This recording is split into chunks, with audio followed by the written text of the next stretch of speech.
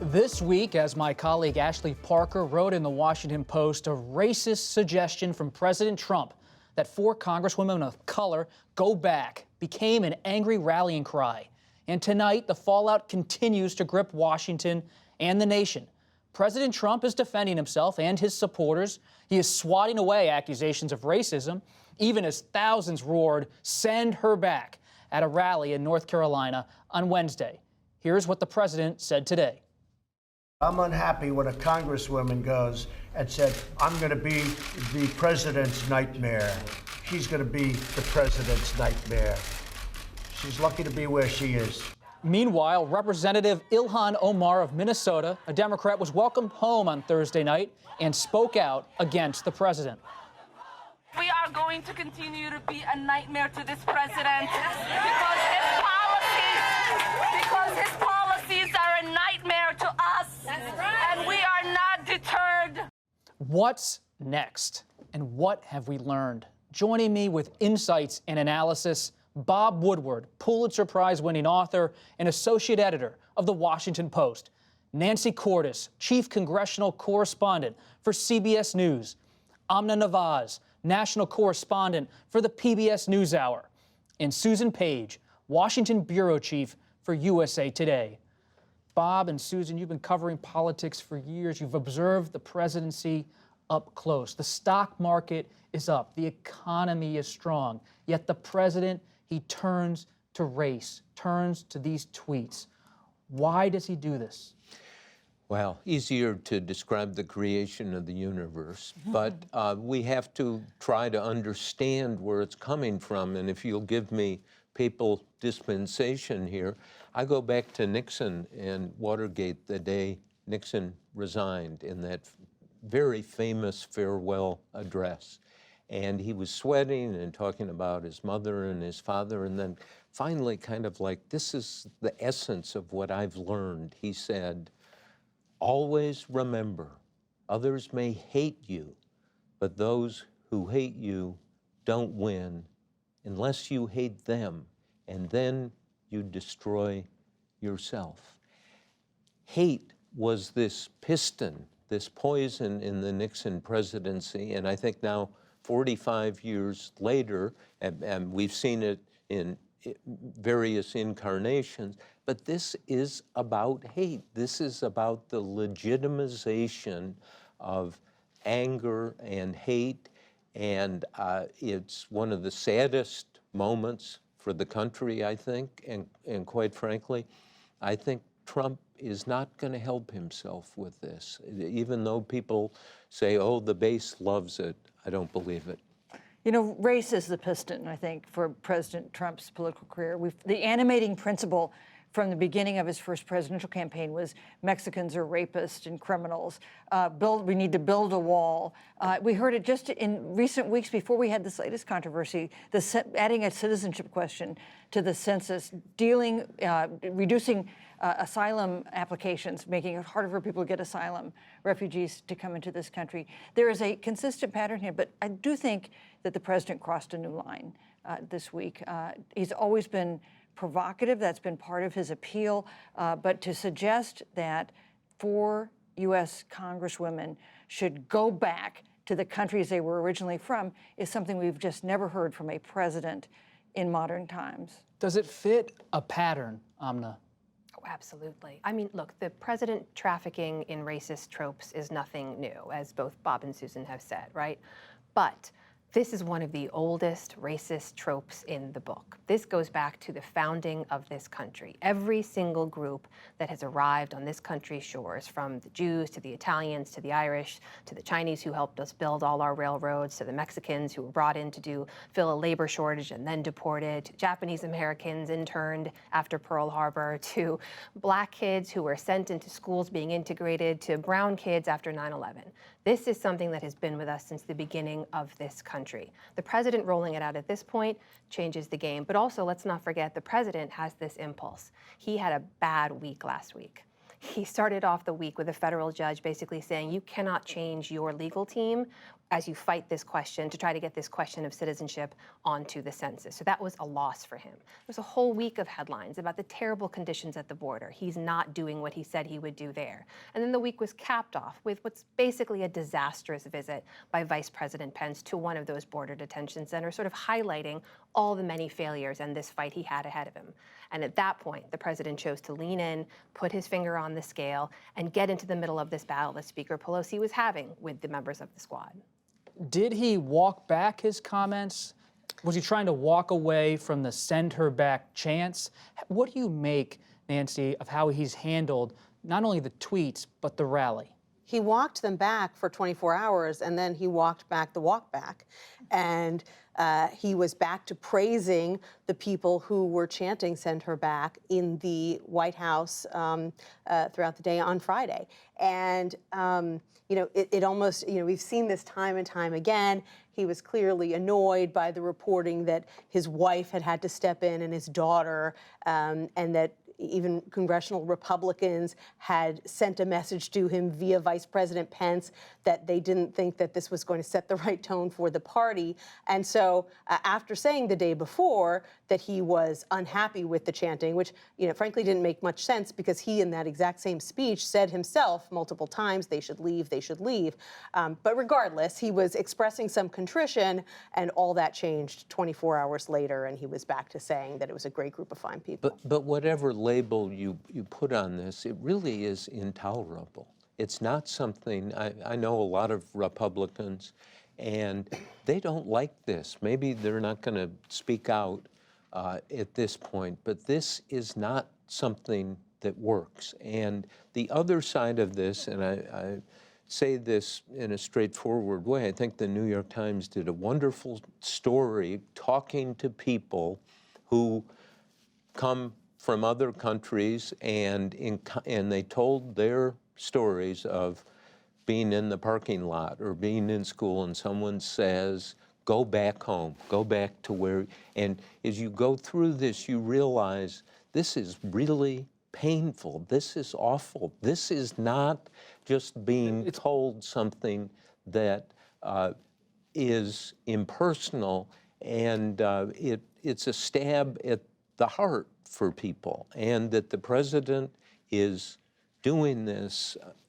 It's bigger than politics, about identity, about what it means to be an American. I will say, as someone who has been on the receiving end of some of those comments over the course of my life as an American born and raised in Virginia, it's awful. And it's awful whether it is someone, you know, into your Twitter messages or your DMs or someone screaming out the side of a car. And you're absolutely right. It gets to the heart of something else. It is different in this time. But to your earlier point about Republicans at this point, Bob, what's been striking for me to see is how President Trump has basically forced everyone to pick a side. And even if you are not coming out and saying, as a fellow party member of his, yes, this is racist, the failure to do so at this moment, the failure to unequivocally say, I believe this to be harmful, I believe this to be damaging for our country, is almost just as damaging. I think there are really two big questions. One is, how does this reverberate through our culture in a big way? But there's also a more narrow political one about, does it work politically? And I think we don't know the answer to that. We had a poll this week after the president's tweeted, before the rally, but after the tweets, in which we said, we ask Americans, is it un-American to, were the president's tweets un-American? And we found that Democrats said yes, and Republicans said no. And we found that, do you agree with the president's tweets? Republicans by 2-to-1 said they agreed with the president's tweets that the 4 congresswomen should go back to where they originally came from. So it clearly works with a part of his base. And the question is the reaction that other Americans have in finding it offensive and un-American, how does that play out in an election where we know the states that are going to determine this next election? It's going to be Michigan and Pennsylvania and Wisconsin, which have a lot of the white working class voters. But a poll 15 months before the election. It gives us a snapshot. But it's an invalid snapshot. Well, here's another snapshot. I think. We got a snapshot of the House Minority Leader, Kevin McCarthy, spoke with Nancy this week. It's a snapshot into the Republican Party. Let's take a look. You said a short time ago that the chants of send her back have no place in this country. So why is it a problem when people chant it, but not when the president tweets it? The president clarified very clearly that he did not tell somebody. He talked about the love of this country. No, he said they should go back to where they came from. He clarified inside his tweet, if you want to read the clarification of his tweet, he talked about the love of this country and said, if you don't love this country, you can leave. That's a... Nancy, what was your takeaway from Leader McCarthy in talking to other top Republicans on Capitol Hill this week? Only 4 Republicans and 1 independent broke from the president on that House Democrats' resolution condemning his remarks. Well, I was pretty startled by his willingness to tie himself in rhetorical knots in order to avoid criticizing the president. He was clearly uncomfortable with the chant and wanted to get that message out there, and yet completely unwilling to criticize the president at all, even though the president's words inspired the chant. So he had a number of different caveats for why there was nothing problematic about what the president did. And I think that Republican leaders really missed an opportunity here. Mitch McConnell was mildly more critical, but really did sort of a both sides, need to tone it down, with something that was so egregious. You know, it's clear that Republican leaders want to choose their battles with the president, and they want to avoid criticizing him and creating a rift with him unless they absolutely have to. But this was one of those cases where what he said was so universally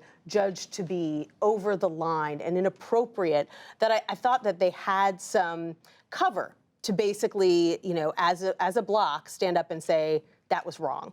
And they didn't do that. And I think, you know, there are so many situations where it's more of a gray area. This one wasn't. And yet you still saw Kevin McCarthy and most Republican leaders really shying away from any condemnation whatsoever. Real power is fear. That's the quote from your book. President Trump told us that a few years ago. Is that what drives Republican decision-making on this front?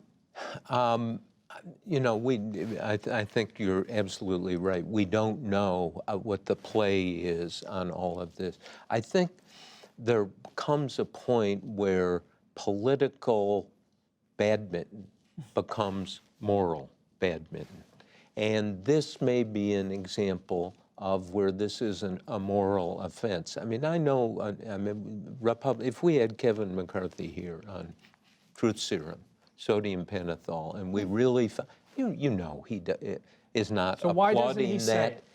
Because it's party unity, it's Trump's power, and it's weakness that people have.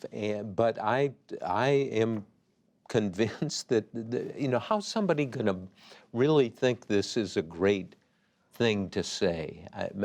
Well, they don't like what he said, but the problem is they do like the fact that he is making these 4 women the face of the Democratic Party. That part of the strategy they're on board with. So that's why they're sort of walking a tightrope here, because they don't mind the Democratic Party being painted as this far-left, progressive socialist party. You know, And you've gotten to know some of these women. You were with them recently at a few events in Washington, Amna. Yeah. How have they handled this, being in this intense spotlight? Well, I think so far, if you look at these 4 women, they have been nothing but consistent. This is exactly what they ran on. This is exactly what they said they were going to do. And they've continued to send the same messages and stick to their messages, even through this battle with the president. To Nancy's point about Republicans twisting themselves in knots, though, over the last 48 hours, we've watched people like Kevin McCarthy and Lindsey Graham even, who 4 years ago himself called the president a race-baiting bigot, twisting himself in a pretzel, trying to explain and add nuance into language that doesn't really require nuance to understand. But at the same time, I'll say that the president seems to be pushing focus onto these 4 women, trying to make it a battle in an election year about these 4 very, very progressive women. Calling them anti-Semitic? Absolutely, calling them socialists. That's the battle he wants to have politically, right? At the same time, he's sort of pulling the entire Republican Party further and further right, and that's where this battle's going to be fought. But he doesn't want a battle with just those 4 women. He wants them to be the label and the face of the leftist, socialist, Democratic Party. And now, whether he's just accidentally stumbled on something that may work for him in the end or not, but you know, as we know, Trump doesn't think strategically. He thinks impulsively. Yes. What about Speaker Pelosi? You're writing the book on the Speaker. a historic speaker. She has had her tensions with members of this group. Representative Ocasio-Cortez is a Democratic socialist. Representative Omar has had a different view on Israel than many mainstream Democratic members of the leadership. At the same time, this has unified the Democratic Party. Is there pressure now on her to move forward with impeachment with urgency because of what's happened this week? I think it's been enormously complicating for her. You know, on the one hand, it united the Democratic caucus. On the other hand, she was trying to minimize the squad, these four young members of Congress. I mean, the other Democrats in the caucus make the point that and she made this point, they're only 4 votes. They in fact do not represent in the caucus more voters than they have themselves, although they have a huge social media presence and a lot of momentum among the most progressive Democrats. This upended her efforts to put a little distance there and to put them down a little bit because, of course, the Democrats united behind them. And it did fuel calls for impeachment, but Nancy Pelosi remains totally consistent that impeachment would be the wrong thing for Democrats to do, and she is trying to hold that back.